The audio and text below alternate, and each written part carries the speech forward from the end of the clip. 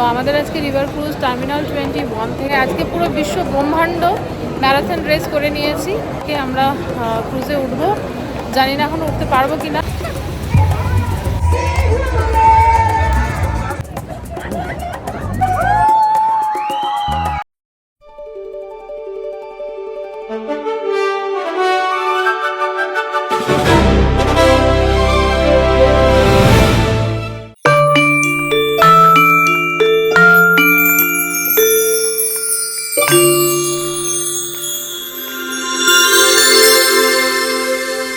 কালো ভ্রমর ইউটিউব চ্যানেলে আপনাদের সকলকে সাদর আমন্ত্রণ। ব্যাংককের প্রাণকেন্দ্র দিয়ে বয়ে চলা চাও ফ্রায়া নদী এবং এই নদীর বুকে নৈশভোজের ক্রুজ সফর যে কোনো পর্যটকের জন্যই একটি অন্যতম প্রধান আকর্ষণ। কিন্তু এই আকর্ষণের অভিযানে বেরিয়ে আমরা গিয়ে পড়েছিলাম একদম মাঝদরিয়ায়। কেন বললাম এরকম কথা, সেসব জানতে হলে পুরো ভিডিওটা দেখতে হবে, তবেই গল্পটা জানা যাবে। আমাদের গাড়ি আমাদের নিয়ে এসেছে আইকনসিয়াম মলে এবং এইখান থেকেই চাও ফ্রায়া রিভারে টিকিট কেটে উঠতে হয়, অর্থাৎ এটাও একটা বোর্ডিং এরিয়া। মাহি ভীষণ খুশি, আমিও খুশি, আমরা প্রত্যেকেই ভীষণ খুশি। কিন্তু তখনও অবধি এটা ভাবতে পারিনি যে আমাদের কপালে কি ভোগান্তিটাই না লেখা আছে। কারণ আমাদের ড্রাইভার ভুল করে আমাদের এই মলের বোর্ডিং এরিয়াতে নিয়ে চলে এসেছে। অ্যাকচুয়ালি আমাদের বোর্ডিং এরিয়া হচ্ছে টার্মিনাল 21 মলের একটি অংশ, সেখান থেকে আমাদের বোর্ড করতে হবে। Good evening. আজকে ব্যাংককে আমাদের থার্ড ডে, যেরকম কথা হয়েছিল। তো এখানে দেখতেই পাচ্ছ আমি, মা, মাহি আমরা চলে এসেছি। আমাদের আজকে রিভার ক্রুজে ডিনার আছে, ইন্ডিয়ান ডিনার। কিন্তু প্রবলেম হলো এই যে আমাদের যিনি ড্রাইভার ছিলেন উনি সোজা চলে গিয়েছিলেন অন্য জায়গায় আমাদেরকে নিয়ে। উনি আমাদেরকে নিয়ে গিয়েছিলেন আইকনসিয়াম মলের কাছে, ভেবেছিলেন ওখান থেকে হয়তো রিভার ক্রুজে উঠবো। কিন্তু তারপর দেখা গেল যে ওখান থেকে প্রায় আরও 7 কিলোমিটার দূরে অন্য আরেকটা মল থেকে আমাদের ছাড়বে। এটা হচ্ছে টার্মিনাল 21। তো আমাদের আজকে রিভার ক্রুজ টার্মিনাল 21 থেকে আমরা ক্রুজে উঠবো, জানি না এখন উঠতে পারবো কিনা, বিকজ আমাদের ড্রাইভার গেছে টিকিট আনতে। আর মানে আজকে পুরো বিশ্ব ব্রহ্মাণ্ড ম্যারাথন রেস করে নিয়েছি। ও আসুক, আমাদেরকে ওয়েট করতে বলেছে যে গেট নাম্বার 4-এ আপনারা ওয়েট করুন। এই হচ্ছে গেট নাম্বার 4, আর ওয়েট করছি ও আসুক। আসার পর তারপর দেখা যাবে কি হবে কি না।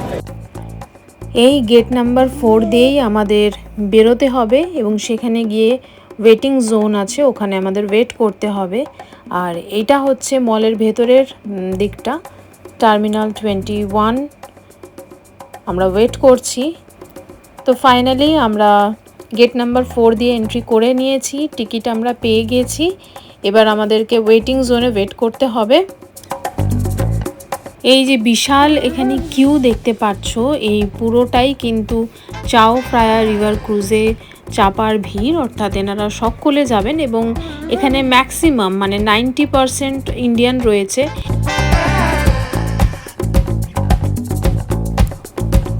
ব্যাংকক ভ্রমণ করবেন অথচ চাও ফ্রায়া নদীর বুকে ডিনার ক্রুজের অভিজ্ঞতা নেবেন না, তা কি করে হয়? তাই তো এখানে সকলে মিলে জমায়েত হয়েছে। রাতের আলোয় পুরো ব্যাংকক শহর যখন সেজে ওঠে, তখন নদী থেকে তার রূপ জাদুকরি দেখায়। আজকের ভিডিওতে আমরা জানব ব্যাংককের বিখ্যাত চাও ফ্রায়া রিভার ক্রুজ সম্পর্কে, আর সেই সঙ্গে থাকবে একটা ছোট্ট টিপস, যে টিপস আপনাদের ভীষণ কাজে লাগবে।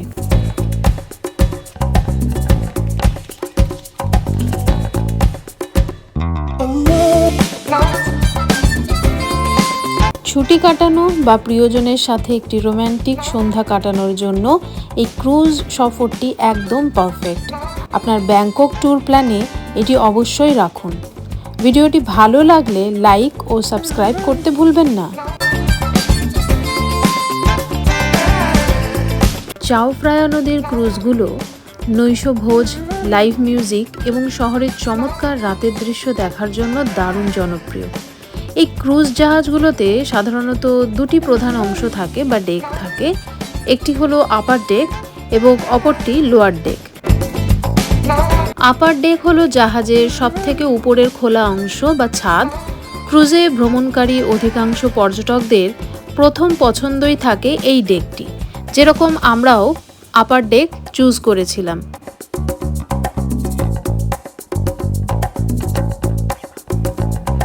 আপার ডেকটি সম্পূর্ণ খোলা থাকে। এখান থেকে 360 ডিগ্রিতে ব্যাংককের নৈশকালীন সৌন্দর্য খুব ভালোভাবে উপভোগ করা যায়।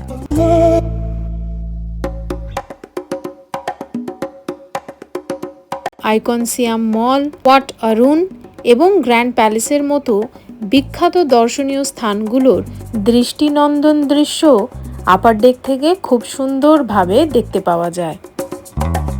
এবারে আসি লোয়ার ডেকের কথায়। লোয়ার ডেক সাধারণত জাহাজের নিচের অংশ, যা সম্পূর্ণ শীততাপ নিয়ন্ত্রিত এবং কাঁচ দিয়ে ঘেরা থাকে। হঠাৎ করে যদি ঝোড়ো হাওয়া দেয় বা বৃষ্টি শুরু হয়, তাহলে এইখানে যারা রয়েছেন তাদের দুশ্চিন্তার কোনোই কারণ থাকে না। এবারে আসি ক্রুজে যে কারণে যাওয়া সেই কারণের কথায়, অর্থাৎ ক্রুজের ডিনারের কথায়। ক্রুজে সাধারণত ইন্টারন্যাশনাল এবং সি ফুড বাফে থাকে।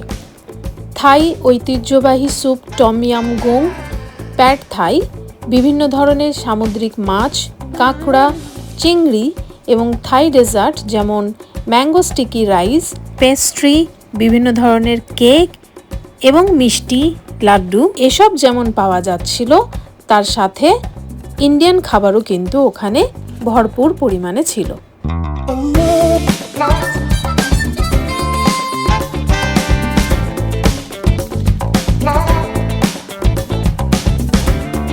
নদীর ঠান্ডা বাতাস সরাসরি গায়ে লাগে, যা পরিবেশকে অত্যন্ত রোম্যান্টিক এবং আরামদায়ক করে তোলে। তবে বৃষ্টি হলে সাময়িকভাবে কিছুটা বিঘ্ন ঘটতে পারে এবং লাকিলি বা আনলাকিলি আমরা সে অভিজ্ঞতাও অর্জন করেছি।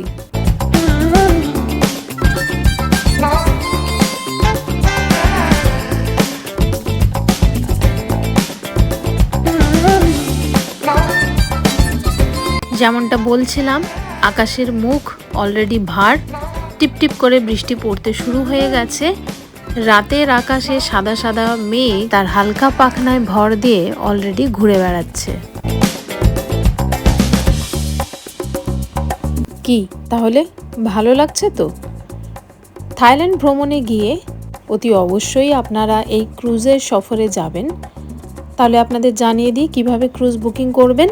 ক্রুজ বুকিংয়ের ক্ষেত্রে ক্লুক নামে যে অ্যাপটি রয়েছে, যেটা আপনি প্লে স্টোর অথবা অ্যাপেল স্টোর থেকে পেয়ে যাবেন খুব অনায়াসে, সেখান থেকে অনলাইনে টিকিট কেটে নিতে পারেন, অথবা কোনো বিশ্বস্ত অনলাইন ট্রাভেল এজেন্সি থেকে আগে বুক করলে অনেক ডিসকাউন্টে টিকিট পাওয়া যায়। টিকিট প্রাইস কত?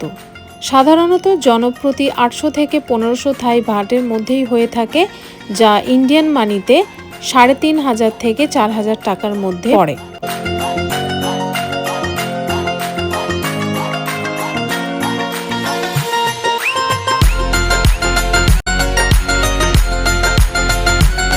চলো এবার একটু নাচ গানাতে মেতে ওঠা যাক।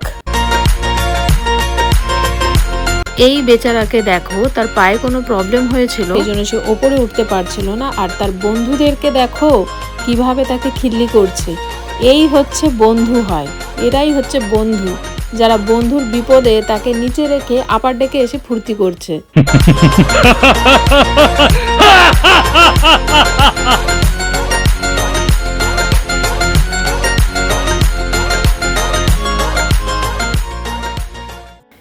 ক্রুজে সকলেরই আমাদের ডিনার তো কমপ্লিট হয়ে গেছে এবং তারপর নাচ গানা একরকম চলছে এবং সেটা চলেই যাচ্ছে। তো সেখান থেকে একটু সাইডে এসে নিরিবিলি জায়গা পছন্দ করে আমি দাঁড়িয়ে রইলাম, বৃষ্টি দেখছিলাম, গুড়ি গুড়ি বৃষ্টি পড়ছিল, আর তার সাথে উপভোগ করছিলাম এই সুন্দর আলোকসজ্জায় সজ্জিত বিভিন্ন রকমের ক্রুজগুলো জলের বুক চিরে কি সুন্দর আগে এগিয়ে যাচ্ছিল। লাল, নীল, সবুজ, হলুদ, বেগুনি বিভিন্ন রঙের আলোকসজ্জায় সজ্জিত ক্রুজগুলোকে দারুণ দেখাচ্ছিল। আমি যেহেতু একটু চুপচাপ নিরিবিলিতে ছিলাম, তাই মাহি এসে আমাকে উৎসাহ দান করছে। এমনিতেই একটু টায়ার্ড ছিলাম, সারাদিন প্রচুর ধকল গিয়েছিল। তোমরা যারা আমার আগের ভিডিওটা দেখেছো তারা জানোই যে ব্যাংককের মোট 3টে জায়গা আমরা সেদিন দিনের বেলাতেই এক্সপ্লোর করেছি। সুতরাং বুঝতেই পারছো সন্ধ্যেবেলাটা আমরা কতটা tired. intención.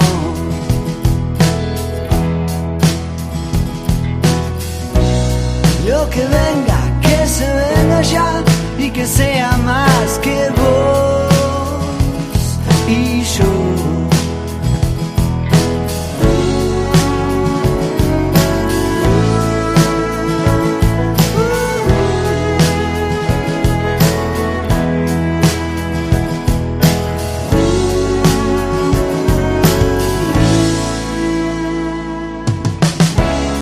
Date tiempo para respirar, date aire.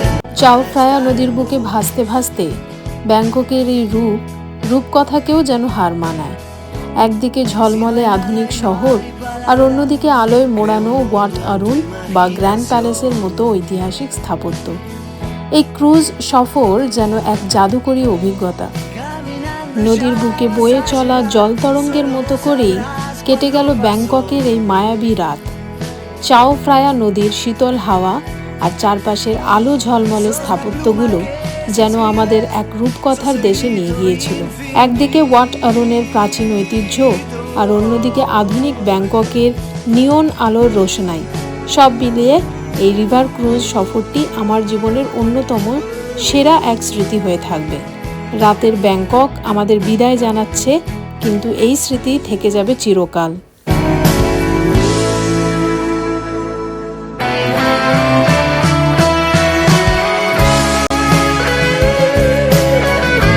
ভিডিওর শুরুতে একটা টিপস দেওয়ার কথা ছিল, যদি আপনারা এই ক্রুজ সফরে যেতে চান তাহলে অতি অবশ্যই যে টাইম স্লট আপনাকে দেওয়া থাকবে ক্রুজ ছাড়ার, তার থেকে অন্ততপক্ষে 1 ঘন্টা আগে হাতে সময় নিয়ে পৌঁছে যাবেন, যাতে আমাদের মতন আপনাদের ম্যারাথন রেসে অংশীদার হতে না হয়। দারুণ একটা ক্রুজ সফর শেষ করে আমরা এখন ফিরছি হোটেলের পথে। রাতের ব্যাংকক যেন কখনো ঘুমায় না। চারপাশের ঝলমলে আলো আর এই ট্যাক্সি রাইড সব মিলিয়ে মনটা একদম শান্ত হয়ে যায়। আজকের মতো ব্যাংককে রাতকে জানাচ্ছি গুড নাইট। দেখা হবে আগামীকাল। কাল ব্যাংককে আমাদের শেষ দিন, রাতের বেলা ফ্লাইট আছে, সুতরাং কাল দিনের বেলায় আমরা কোথায় গেলাম এবং কি করলাম তার ভিডিও নিয়ে অবশ্যই আরও একটি ব্লগ আসতে চলেছে। তার জন্য চোখ রাখতে হবে কালো ভ্রমর ইউটিউব চ্যানেল এবং ফেসবুক পেজে। আজকের পুরো ব্লগটা কেমন লাগলো কমেন্ট করে জানিও। ক্লান্ত শরীরে কিন্তু একরাশ খুশি নিয়ে আমরা এগিয়ে চললাম হোটেল রুমের দিকে। তাহলে আজকের মতন ভিডিও এখানেই শেষ করছি। সবাই ভালো থেকো, সুস্থ থেকো, টাটা।